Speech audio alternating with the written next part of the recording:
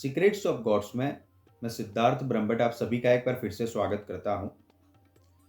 और इस वीडियो में आपको कावड़ यात्रा के बारे में बताऊंगा। कावड़ यात्रा क्या होती है, इतिहास उसका क्या है और सबसे पहले कावड़ यात्रा किसने की थी। सभी व्यूअर्स को मैं कहना चाहूंगा कि अगर आपको आपकी जन्म कुंडली से संबंधित कोई भी अगर परेशानी है तो आप ये दिए हुए नंबर पे हमें संपर्क कर सकते हैं। बहुत ही सामान्य शुल्क में हम इसको, आपकी जो भी समस्या है उसका निराकरण करने में आपकी सहायता करेंगे। आप हमारी टीम से संपर्क कर सकते हैं। तो कावड़ का इतिहास बहुत ही पुराना है। ऐसा नहीं है कि कावड़ यात्रा अभी अभी कुछ सालों से शुरू हुई है। श्रावण महीने में कावड़ यात्रा भगवान शिव के लाखों भक्त निकालते हैं, क्योंकि श्रावण मास में भगवान शंकर और माता पार्वती ही जगत का पूरा पालन पोषण करते, क्योंकि भगवान विष्णु योग निद्रा में चले जाते हैं। तो सृष्टि का पूरा कार्यभार भगवान शिव एवं माता पार्वती पे आ जाता है। तो कावड़ यात्रा इस बार 22 जुलाई से ये प्रारंभ होगी और 2 अगस्त तक ये चलेगी।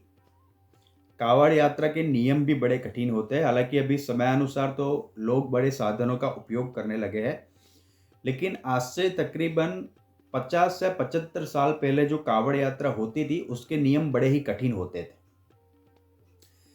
कावड़ यात्रा में बांस की लकड़ी का एक बड़ा डंडा लिया जाता है और उसके दोनों ओर 2 पात्र, यानी कि 2 मटके या 2 कुछ भी ऐसे पात्र जिसमें गंगा जल को भरा जा सके, उसको लेकर भक्त अपने कंधे पे रखकर उसको यात्रा करते हैं, जिसको कावड़ यात्रा कहते हैं।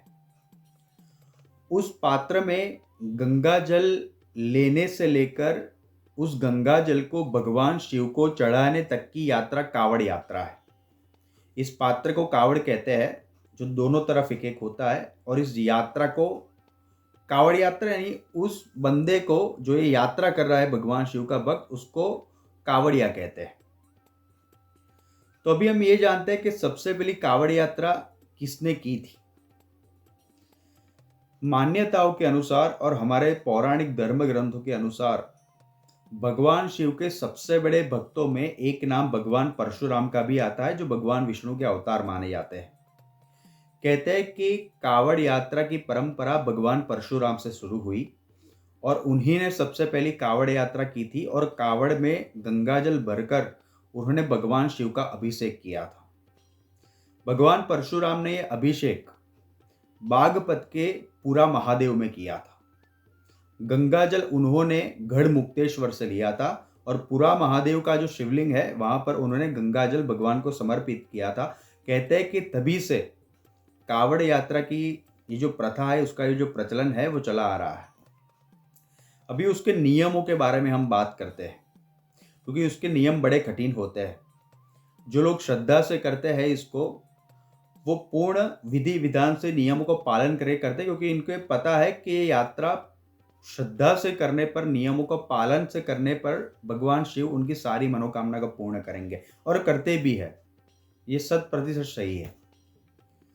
तो सबसे पहला नियम यह है कि कावड़ यात्रा शुरू होने से लेकर गंगाजल भगवान को चढ़ाने तक मांस, मदिरा, किसी भी तरह का नशा ये वर्जित होता है। जो कावड़िया कावड़ यात्रा कर रहा है वो किसी के लिए अपशब्द का भी इस्तेमाल नहीं कर सकता। यहां तक कि वो कंघी, तेल और साबुन का भी इस्तेमाल नहीं कर सकता। ना तो वो चारपाई पे बैठ सकता है, ना तो वो सो सकता है। उसको नंगे पैर ही कावड़ यात्रा पूरी संपूर्ण करनी होती है। तो कावड़ यात्रा के ये जो नियम है वो बड़े ही कठिन है। एक तरह से देखा जाए तो कावड़ यात्रा में एक सन्यासी की तरह रहने का ही विधान मिलता है। सबसे ज्यादा भक्तगण अपना कावड़ लेकर कहां जाते हैं इसके बारे में आपको बताता हूं। सबसे पहले जो शुरुआत हुई थी भगवान परशुराम ने की थी। सबसे ज्यादा भक्त कावड़ लेकर वहीं पे जाते हैं, जो है पूरा महादेव बागपत का। उसके बाद वाराणसी का काशी विश्वनाथ, वहां पे भी भक्तगण बड़ी संख्या में जाते हैं।